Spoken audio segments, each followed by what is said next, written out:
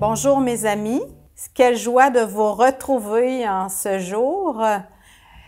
J'ai invité pour vous cette semaine un homme que vous allez reconnaître sans aucun doute.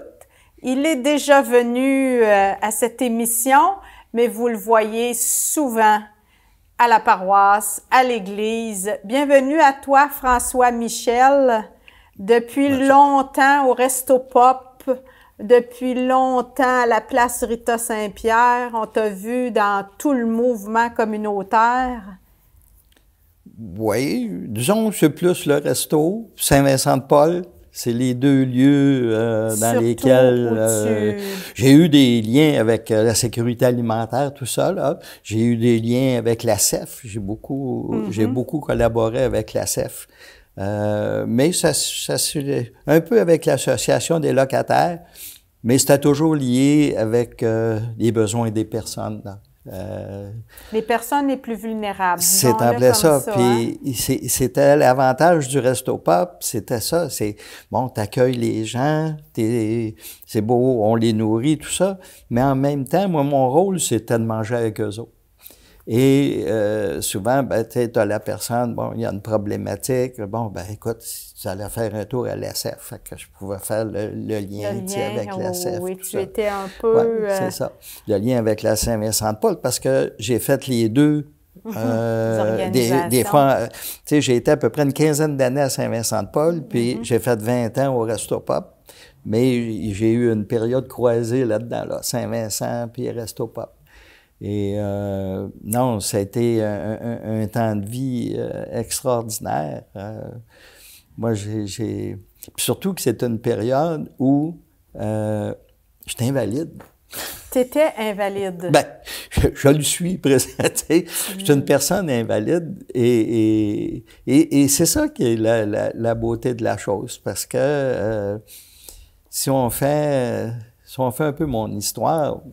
Pourquoi pas? Allons-y. C'est que, bon, comme je dis souvent, j'ai eu une vie. J'ai eu une vie avant d'être comme je suis présentement. Puis bon, c'était une vie, pas nécessairement, je veux pas être un mauvais gars, là. Non, mais, j'en doute pas du tout. J'ai été un gars dans l'indifférence. T'étais indifférent. Surtout si on parle de religion, là. J'étais même très indifférent, là. Puis j'ai navigué un petit peu dans les ésotérismes. Oui. J'ai navigué là-dedans pendant un bout. Même après être revenu à l'église, j'étais au point de me rendre malade. Ah oui, un pied dans un. Oui, puis au point de me rendre malade, là. J'ai mis ma famille en danger à cause de ça, là. Oh là là, tu sais, les horoscopes, tout ça, là, puis organiser ma vie. Non, c'était... Enfin, j'ai eu une vie, OK? Une vie. Avant. Et tu en as encore une maintenant. Qu'est-ce qui a changé pour te faire parler de la vie avant ou après? Je peux dire le vie avec un petit V puis la vie avec un grand V. Ah bon, déjà? C'est déjà mais si on dans fait la grande vie?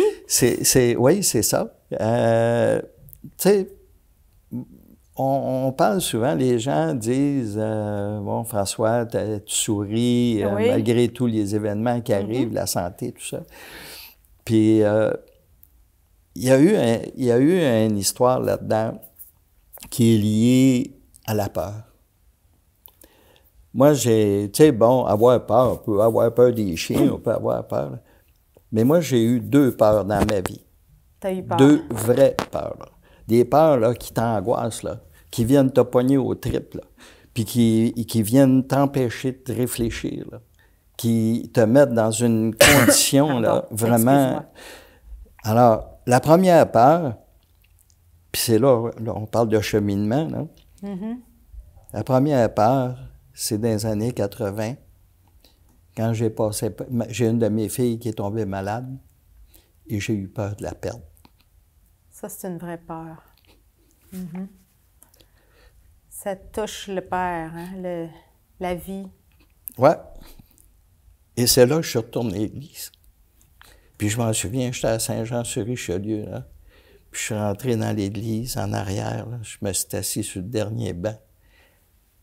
Complètement sonné, là. Démoli. Démoli, là. Assis. Il ne s'est rien passé cette journée-là. La seule chose qui s'est passée, c'est que j'ai jamais arrêté. OK. Je suis retourné à l'église sur une base régulière et tranquillement, j'ai réappris. Parce que j'avais une expérience, mais j'ai réappris Tu dis, il ne s'est rien passé, mais si on creuse un peu, qu'est-ce qui s'est passé? Je ne saurais pas te dire. Quelqu'un t'attendait? C'est ça. C'est dans cette église-là, je me souviens, j'étais assis, j'étais figé. Il n'y a pas personne qui est venu me voir. C'est peut-être pour ça qu'aujourd'hui, quand je fais l'accueil, je suis toujours attentif aux gens qui sont assis en arrière de l'église. Beaucoup plus qu'avant. Je suis très attentif d'aller saluer ces gens-là, puis tout ça.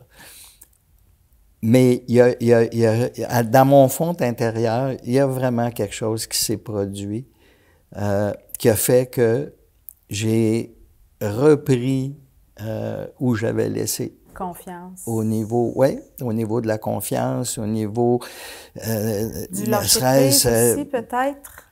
Comment tu dis? Du lâcher-prise, peut-être? Je ne suis pas rendu là. Tu n'étais pas rendu là? Je ne suis pas rendu là. C'est une reprise où mon père, tu sais, mon père, ma mère, ils nous ont éduqués dans une bonne foi religieuse. Mais, comment je pourrais dire, donc, j'avais lâché ça. Il y a des crises dans la vie. C'est ça, j'avais lâché ça. Oui. Et puis... Il y a des passages. C'est ça. Et puis, en tout cas, j'ai repris ça. Et après ça, on est revenu à Victoriaville. Mes enfants, j'avais 3 enfants. Ben, j'ai encore 3 enfants, des petits-enfants, là. Ton enfant était... elle s'est rétablie? Aujourd'hui, elle va bien. Elle est toujours porteuse de cette maladie-là, mais ça s'est bien passé. Okay. Tout s'est bien déroulé. OK. J'ai crié. T'écris. Tu sais, dans mon fond... Excusez. Dans mon fond intérieur, j'ai crié. J'ai crié à Dieu. OK. Ça se pouvait pas. J'étais... Tu sais, quand on fait face... Moi, c'est l'impuissance. Faire face à son impuissance. Et là, tu peux pas rien faire. Fait que j'ai crié, puis je me suis réinstallé tranquillement dans l'église. Puis avec le temps, ben tu sais, les enfants grandissent, puis là, ils vont à l'école. Puis à l'époque, il y avait encore des catéchèses dans les écoles, là, tu sais. Fait que je commence à m'impliquer, tu sais, dans les catéchèses. Et là, je suis devenu même, je pourrais dire, un hyperactif. Tu sais, j'étais sur tous les comités de la paroisse, à l'initiation sacramentelle. Moi puis France, on faisait l'accueil pour les mariages, là. Voyons, comment ça s'appelait? C'était rencontre fiancée, là? Oui, bien, c'était l'autre, là. Préparation mariage. Préparation mariage. Et puis, j'étais sur tous les comités, le COP, tout ça, au point de détenir la vérité. Ah bon? Fait que là, j'étais capable de dire aux gens, moi, je connais. Débutant. OK? Oui. Puis, moi, je sais comment ça marche, puis c'est ça que tu devrais faire. Puis, je possédais la vérité. Et là est arrivée la deuxième peur, OK? La maladie, qui m'a invalidé. Toi, maintenant, c'était toi qui étais touché par la maladie. Là, c'est moi qui ai touché. C'est la maladie. Du jour au lendemain, je me trouve sans travail, sans rien. Sans études, sans... Tu sais, j'ai pas... Un vide. Moi, comme j'ai dit, j'ai eu une vie. Et j'étais allé à l'école, j'ai fait 2 certificats universitaires, mais j'ai aucun diplôme, tu sais. J'ai mes 2 diplômes, mais j'ai pas de secondaire 5, j'ai pas, tu sais... Et là, je me suis trouvé confronté. On parle d'impuissance, là. Il y a une deuxième peur qui s'est installée. Et ça, c'est la peur qui est venue m'accrocher, là, et qui est venue me bousculer. Mais c'est la peur qui m'a amené à la plus grande conversion. J'étais dans le sous-sol chez nous. Puis je m'en souviens, je me vois encore, là. J'étais dans le sous-sol à la maison, complètement démoli. Complètement la peur de tout. De? Tout perdre. Tout perdre. la peur de tout perdre. C'est-à-dire, je suis plus capable d'élever mes enfants, je suis plus capable de travailler. Puis, et je vais faire quoi avec les enfants? Je vais faire quoi avec ma maison? Parce que j'ai une maison. Et j'ai plus aucune possibilité. Là, on parle d'impuissance, là. J'y peux rien, là. J'y peux absolument rien. Et là, à un moment donné, je me mets à regarder partout. Je regarde au sous-sol. J'étais au sous-sol. Puis là, je regarde. Et tout d'un coup, je me rends compte que tout ce que j'avais dans le sous-sol m'avait été donné. Tout ce que j'avais chez nous, dans le sous-sol, pour m'aider à faire vivre mes enfants, à organiser notre vie, m'avait été donné par des gens qui m'aimaient. Il se produit un déclic. Du jour, en l'espace d'une fraction de seconde, le gars le plus pauvre du monde est devenu le gars le plus riche. Tu sais, les béatitudes, là. C'est un moment de grâce. Ça a commencé là. OK? Oui, il y a eu un cheminement, là. Bien sûr. Mais là, ça a commencé là. Le moment où je suis passé du gars le plus pauvre au gars le plus riche. Depuis ce jour, OK, je n'ai plus jamais eu peur. Tu es au courant que j'ai eu des aventures d'un dernier mois, là? Oui. Okay. Et parlons-en. Tu as eu d'abord un diagnostic de cancer il y a quelques années. Il y a 8 ans, j'ai eu un diagnostic de cancer. OK. Et dans les derniers mois, l'été dernier, bon, j'ai fait une péricardite le 18 de juin. J'ai fait un AVC le 30 juin. Puis j'ai fini ça avec une COVID. Et ce qui est le plus drôle là-dedans, là, puis c'est ça qui est extraordinaire, c'est que autant la péricardite que l'AVC, j'ai jamais eu peur. Je suis rentré à l'hôpital, là, la péricardite, là, le cœur qui débat, là, puis ça fait mal, là. Tu sais, la douleur, là, je l'assume, là, OK? Tu la sens? Tu sais, ça fesse, là. C'est inquiétant? Aucune inquiétude. Pas de peur. Aucune panique. Moi, j'ai le temps de voir le monde qui sont tout autour de moi, là, qui me posent des questions, puis que je suis capable de répondre. Oui, un petit peu d'impatience qui dit « Y a-tu moyen que vous fassiez quelque chose? » Tu sais, parce que ça cogne en tabac. Je suis monté à Trois-Rivières d'urgence parce qu'ils pensaient que je faisais un infarctus.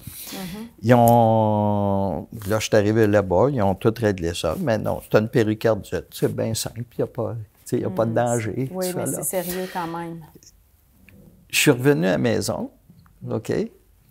Quelques jours après, justement, du 18 au 30, j'étais à la messe de 9h30 à Saint-Victoire. Je vais déjeuner avec le bedeau, Gaëtan. J'arrive au Maxime, je m'installe, je mets mon pot de pilule sur la table. La lèvre commence à me geler, là, tu sais. Ça bouge plus. Je dis à Gaëtan, j'ai dit, appelle l'ambulance. J'ai dit, je suis en train de faire un AVC.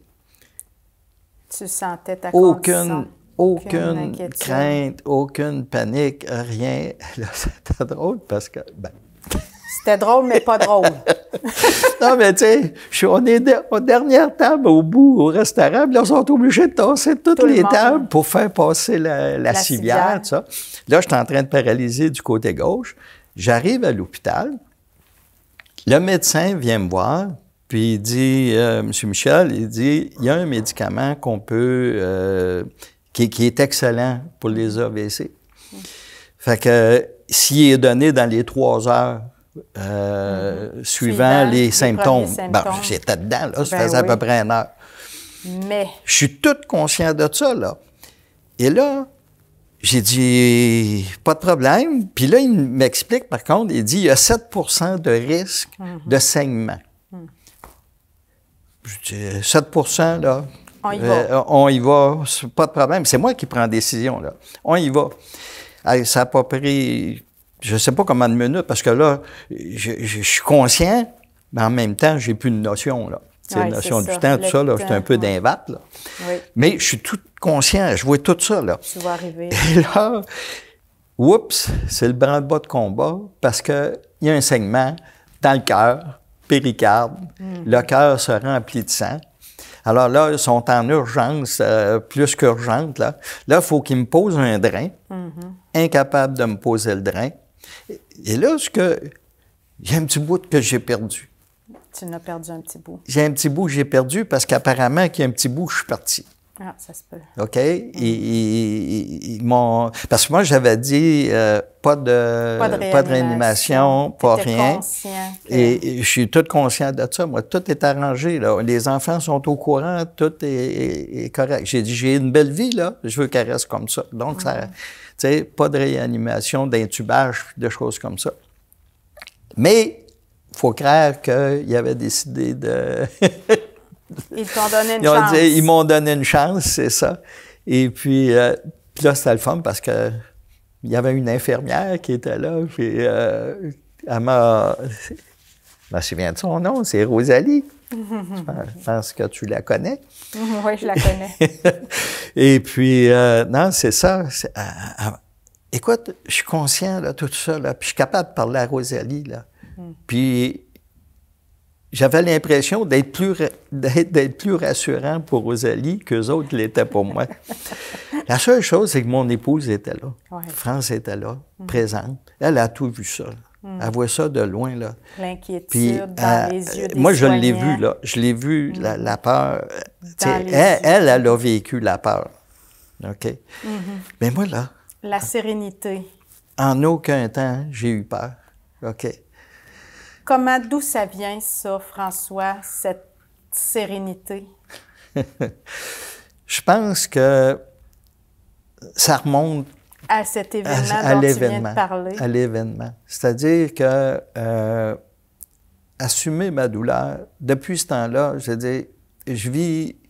Tu sais, quand je me lève le matin, j'ai une crampe, tout ça, je suis capable de la vivre.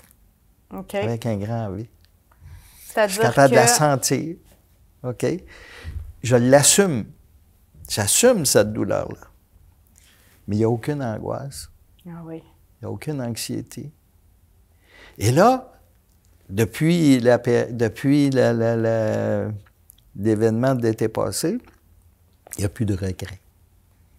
Avant ça, tu avais des regrets? Bien, c'est-à-dire qu'à un moment donné, il y a des gens qui t'ont blessé dans la vie, puis tu as blessé des gens dans la vie. Je me suis permis de faire ma démarche. De pardon? De pardon. Oh là là! OK? Alors, je me suis libéré dans les regrets. Il ne faut pas attendre à la fin. Et ça, c'est libérateur. Je dirais, l'événement que tu as vécu l'été dernier, ce que tu retiens de ça, c'est vraiment la démarche de pardon. Ça t'a donné l'occasion de faire cette démarche-là. Ça t'a donné... C'est-à-dire, ça m'a donné... Il manquait ça. Sans angoisse, sans anxiété, ça, je le vis depuis l'événement dans le sous-sol chez nous. Mais les regrets, ça, j'en avais.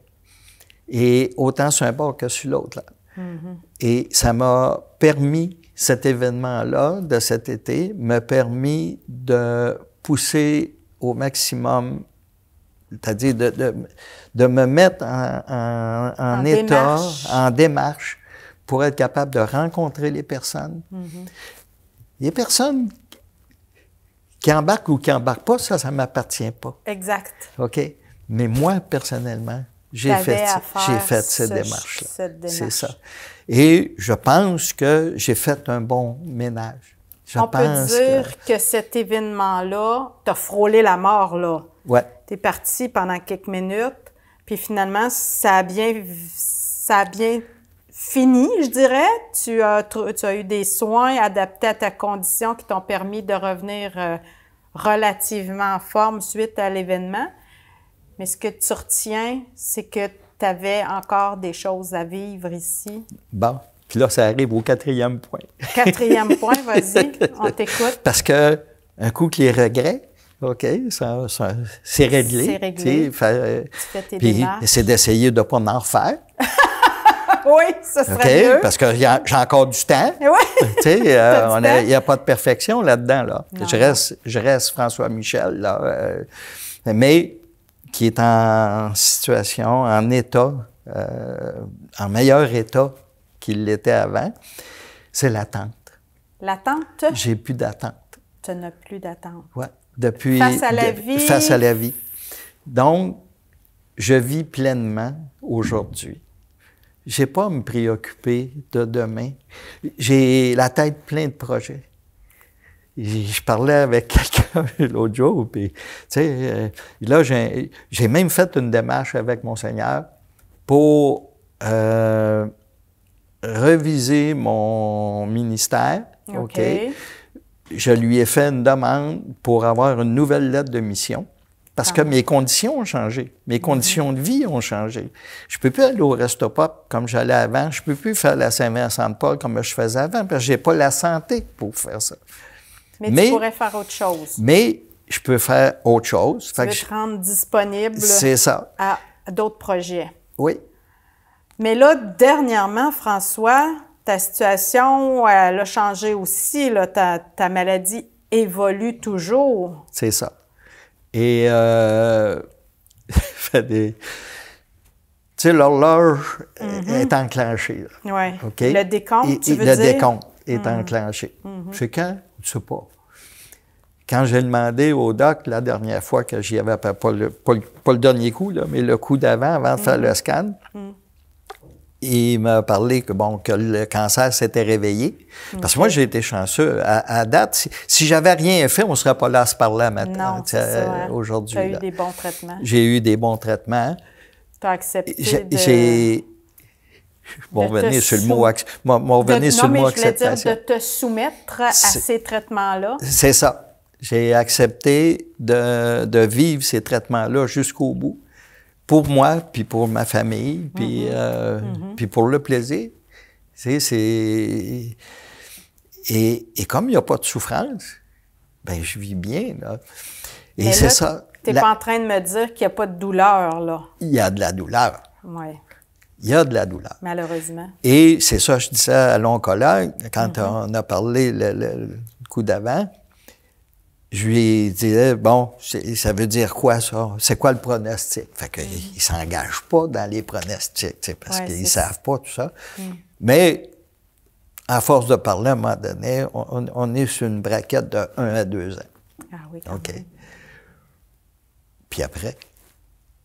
Tu veux remplir ça de quoi ces 1 à 2 ans-là, François? De projets. De projets. De projets. De vie. Exactement. C'est de vivre pleinement. J'ai des projets. Mais comme j'ai plus d'attente, moi, c'est comme je dirais, j'ai vécu Moïse. Je ne veux pas dire le syndrome, là, mais j'ai vécu Moïse dans le sens qu'il a été bloqué à l'entrée du paradis. Fait que, à l'entrée de la terre promise. Alors, j'ai vécu ça, de dire, non, j'ai pas à vouloir rentrer. Tu veux pas entrer en terre promise? C'est-à-dire que c'est pas que je veux pas rentrer, c'est que j'ai pas à vouloir rentrer. C'est acquis.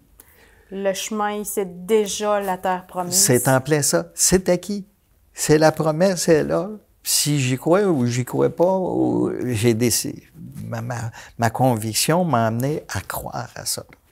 À croire que la terre promise est acquise. C'est comme la guérison. Oui. Il y a beaucoup de gens qui me parlent de la guérison. Qui doivent prier d'ailleurs pour ta guérison, François? Les gens prient pour ma guérison, puis écoute, je prends tout, là. Oui. J'ai pas de problème avec ça. Mais, écoute, je vis présentement sans angoisse, sans anxiété. Des petites anxiétés du journalier, ça, j'en ai, là. La vie, là, sans anxiété, sans regret, sans attente. Je serai en santé, puis je ne serai pas capable d'être bien comme ça. Ma guérison est acquise. Et souvent... La grâce est là. je surfe sur la grâce, tu sais. J'ai écrivé un message dernièrement, là, puis c'est ça. Présentement, je surfe sur la grâce divine. Je suis dans un état extraordinaire. J'ai le temps de m'émerveiller. Je me lève le matin, puis première chose que je vois, c'est dehors. Là. J'ai le temps de m'émerveiller dehors sur mon terrain. Ça fait 40 ans que je regarde mon terrain, puis je m'émerveille à tous les jours de mon terrain. C'est encore là, ça. C'est plus fort encore que ça l'était. Avant ça, les oiseaux noirs, je les aimais pas. Aujourd'hui, je m'émerveille de les voir travailler, vider mes boîtes, tu sais, mes boîtes à graines. Là. Tout est changé dans ma tête. Là. Je disais ça, tout est changé. Tout devient quelque chose de tu sais, l'émerveillement, la joie, la paix. Souvent, je demande aux gens à l'Église, est-ce qu'on est joyeux? Tu sais, moi, je le vis, là. Je le vis dans la joie. Je regarde ce qui se passe dans le monde, tout ça. Je regarde dernièrement, on vient de se faire couper la messe là, à l'église, avec les chevaliers de colon, on avait une messe au déjeuner. Là. Ben là, parce qu'on fait ça dans une école, on ne peut plus faire la messe. Ah oui. Ben, c'est devenu une joie, ça, parce que là, il faut travailler à faire autre chose différemment. Et comment on va rendre les déjeuners, dire c'est quoi l'importance de faire nos déjeuners? Et on ne peut plus faire la messe, mais on ne peut plus porter nos croix. Mais on peut encore rayonner la joie. Je parlais avec quelqu'un l'autre jour, puis elle me disait, on ne peut plus porter nos croix. Hey, regarde quelqu'un, fais juste fixer quelqu'un, tu vas l'avoir. C'est notre mot de la fin, François, que le regard qu'on porte sur les autres soit notre témoignage. Merci pour le tien aujourd'hui. À la semaine prochaine, chers amis.